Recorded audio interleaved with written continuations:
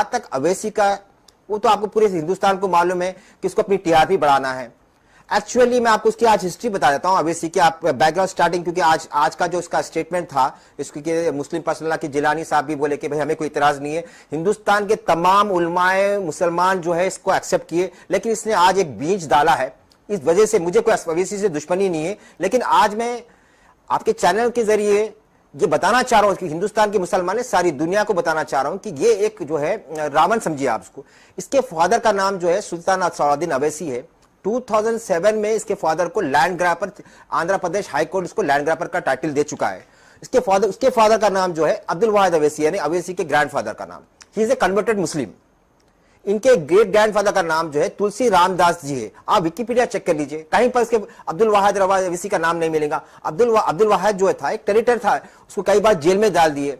तो ये खानदान जो है, और इससे एक खास बात ये देखिए कि नहीं भीख मांगने का, मैं हैदराबाद में भीख मंगा तो लोग मुझे भीख देते, तो इसलिए है भिखारी, क्योंकि इसलिए भिखारी बोल रहा हूं, इसकी आदत, इन्हें पढ़ाई किया लंदन जाके भीख से, क्योंकि पब्लिक का पैसा है पूरा।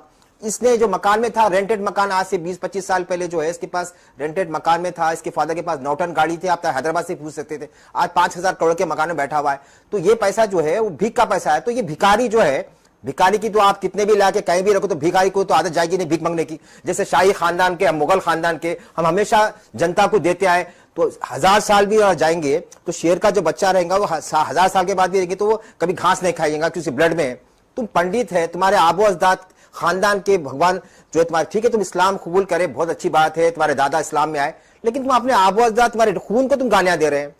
और तुम अपनी टीआरपी बढ़ाने के लिए, लोगों के जो है फितना पैदा करने के लिए जो है तुम ये बयान दे रहे हैं कि आप तो देशद्रोही है। सुप्रीम कोर्ट के फैसले को आप कह रहे हैं कि मैं भीख दे रहे हैं कि हम 5 एकड़ नहीं लेते। आपको दे रहा कौन? आपका टाइटल उनके बाबर के वारिस है क्या? आपके वालदा या दादी बाबर साहब के पास गए थे, या आपके अब्दुल वाहिद के वालदा जो है मुगलों के कोई हमारे कोई खानदान में आए थे?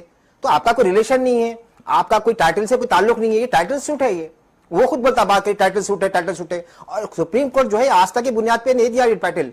वहां पर खुदाई में जो है आईएसआई को मिले और तीनों के पास टाइटल नहीं था, और वो जाता, अगर बाबर के पास भी जाता, हमने पहले से ही कह रहे कि वो गवर्नमेंट ऑफ इंडिया के पास आएगी, गवर्नमेंट ऑफ इंडिया की प्रॉपर्टी है। अगर वो बाबर को जाती तो ईस्ट इंडिया कंपनी को भी जाती थी, क्योंकि बाबर के बाद, मुगलों के बाद ईस्ट इंडिया कंपनी आई, ईस्ट इंडिया के बाद जो है गवर्नमेंट ऑफ इंडिया आया। तो ये जो भिखारी है, इसकी भीख मांगने की आदत है, और ये नंबर 1 का जो है फितना पैदा करना।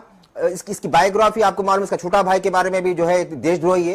ये लोग खानदानी पंडित है। आप इसकी हिस्ट्री, मैं तो हजारों बार चैनल से पूछा, भाई आपके ग्रैंडफादर, मेरा शिजा तो आप सुप्रीम कोर्ट एडमिट करा, हर चीज का रिकॉर्ड है।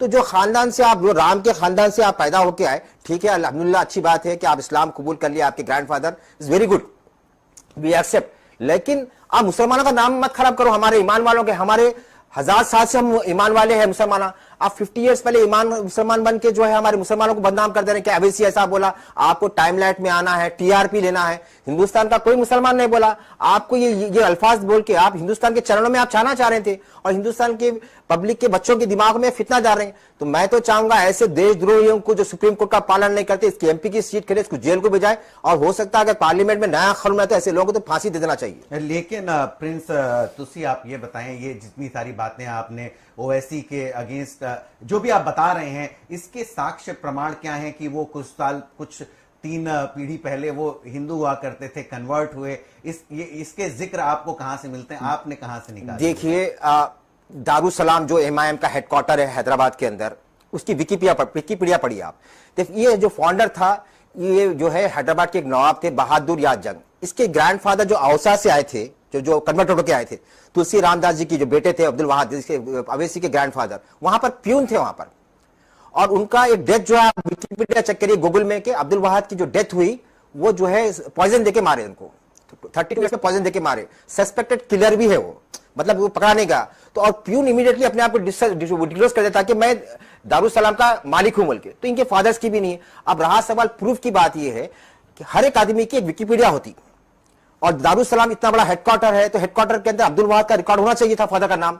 वहां पर रिकॉर्ड में नाम नहीं है, विकिपीडिया में नाम नहीं है। आप उनसे पूछिए रिकॉर्ड कहां है बोलकर, कहीं रिकॉर्ड नहीं है। जैसा मैं आपको पूछा तो मैं दे रहा हूं। और रहा सवाल आपकी इसकी फकीरी पन्ने की आदत, देखिए आज से 20 साल पहले जो बाबरी मस्जिद जब टूटी, कांग्रेस से मिलकर इन्हें जो है करोड़पति मेडिकल कॉलेज का परमिशन मिला उसको। और दूसरी चीज, किराए के मकान में नहीं था, आप हैदराबाद से किसी पूछिए। इसके बाद किराए के मकान से नहीं, हिमायत नगर के मकान में गया। अब जो मकान में है उन्हें 5000 करोड़ के मकान में है।